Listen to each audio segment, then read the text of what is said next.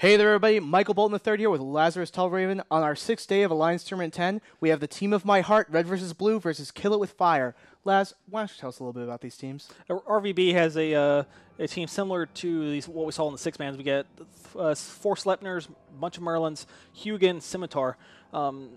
It's a standard Minotaur Rush team. It's going to be interesting to see if they go for the Oneros for Kill It With Fire team, which is Baelgorn, Oneros, Rapier, 3 Oracles, Crucifier, 3 Ishkurs, 2 Maulus. So I mean, you're going to see the sensor damps from the Maulus. You're going to see most likely ECM drones from the Ishkurs. Both teams started about 30k off the beacon, so you got a little bit of range for these Sleipnirs to cover to get to the line. I really think not Kill It With Fire, but RvB is going to go straight for these Oracles, try to punch through the thin tank of the Oracles. I mean, they are the tankiest of the T3 battlecruisers, but they are still pretty thin. Very true. I think that it's up to the Baelgorn and the Rapier to keep these Sleipnirs as far away from these Oracles as possible. How do you like the choice of the Rapier versus the Hugin for each team? Well, they definitely went for the Rapier because I think it has one more low slot, but the Hugin is better for shield tanking. Yeah, I actually like the Hugin a little bit more. This Hugin's going to ensure that these Oracles cannot escape. Actually using it on the Baelgorn at this moment, perhaps going to try and work its way around the Baelgorn and just avoid it entirely. Yep, I mean, because we do have a lot of Vespa and Hornet EC 300, 600s on the field, so they're going to try to get these jams off. They need to keep them away from that Baelgorn, because the Baelgorn definitely has that utility high slot to fit a decent-sized smart bomb. We see both teams trying to do as much positioning as possible, a web coming in on that Rapier. The Rapier and the Baelgorn are trying to, are the only thing that's going to protect these Oracles from the punishing DPS of these Sleipnirs. Yeah. They cannot escape with that Hugin. They could be in big trouble if they get caught. Yeah, you see the Kill It With Fire team going for MacGyver and the Sleipnir. They're able to get that Baelgorn web onto it. Has a fairly decent range web because it does do the range bonus. Then you have Politurian and the Ishkur starting to take some damage, but is quickly repped back up. Very true. The Oneros being webbed, I think that's a smart move. He's both webbed and scrammed. If the support can get on top of him and maybe 1 or 2 of these Sleipnirs, he is going to drop so fast. Yeah, it looks like we got a bunch of Warrior 2s on the field from Kill It With Fire, so they were not packing ECM drones with Kill It With Fire, but we still have a lot of EC drones from RvB. Yep, if they cannot catch these, I think a Merlin goes down for Red versus Blue.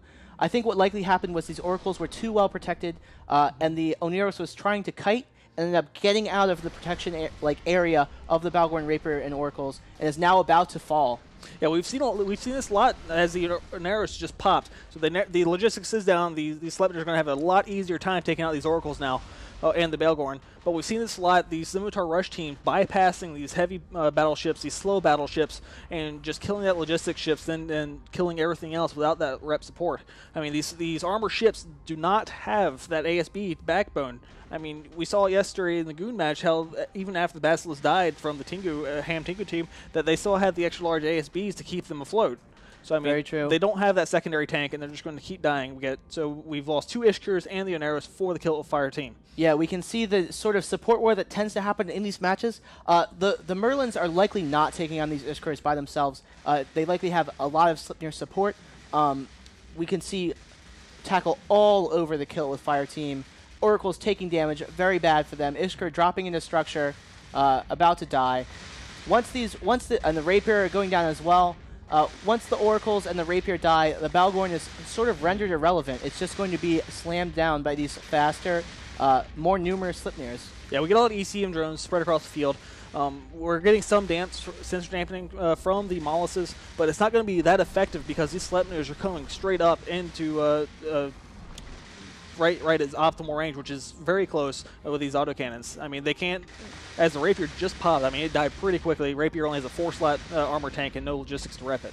Absolutely true. We have the Oracle taking the armor damage. T3 battlecruisers exceptionally thin. Oracle, like you said earlier, best tank, but by no means is that a good tank. No. Mostly just gank damage, and they are being destroyed by the reps of the Scimitar. They just can't break them. Mm-hmm.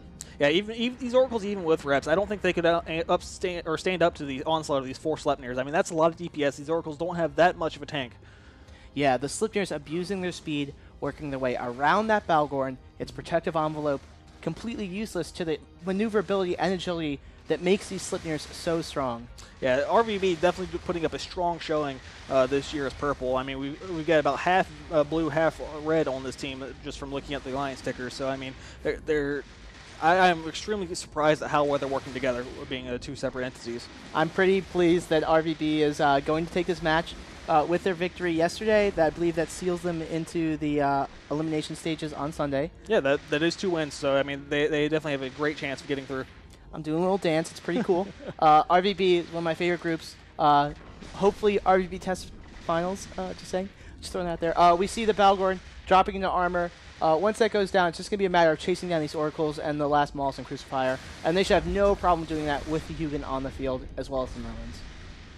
Yeah, great job for RvB as this Balgorn's entering structure. Yeah, no. It's really rough for the Kill It With Fire team. I felt like they had a good chance, but I think the loss of the Oneros sort of razzed them, and they got out of position.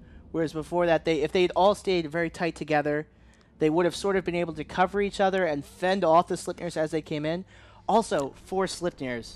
That is so a lot many. of DPS. I mean, a lot of DPS. These Sleipnirs are all fitting 220mm autocannons. I mean, that way they can fit on that gang link most likely. So they probably have a shield resist gang link. They probably have a speed gang link and a tackling range gang link. So I mean, these command ships are so versatile. They have the utility high slot, and they have the Tech 2 resistances as the Oracle dies for down Kill goes Fire. an Oracle. Only 1 Oracle remaining, along with 2 frigates.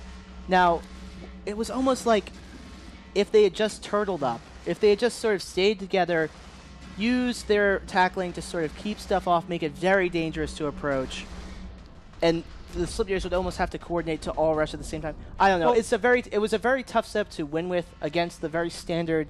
Well, this heavy Slipnir setup, but Slipnirs are sort of a standard mix in this tournament. The thing with Minotaur, though, they have a high EM shield resist by default with these Tech 2 ships. I mean, the Sleipnir's default Tech 2 resistance is 62.5 to EM damage, and these lasers are doing their EM thermal damage. So, I mean, they plus with the gang boost, even higher. Yeah. It just gets out of control. Very hard for them to handle the reps of the Scimitar, even with those super high damage ships. And the last Oracle is entering structure. That will bring them down to 1 Maulus, who's dying pretty quickly in its own right. As the Oracle does die, Maulus left on the field for Kill It With Fire. Very great showing by Red versus Blue. Kill It With Fire not very lucky in these group stages so far. They got killed or knocked out pretty badly by Pandemic Legion yesterday with their Vindicator setup. Pandemic Legion, who RvB is where it is at. As the structure drops on that Maulus, don't worry, RvB will beat me up later. He's a big man. But we can see another great showing for RvB, the sort of side favorite of all the commentators. And with the last Maulus falling, we will throw it back to a very smug group in the studio.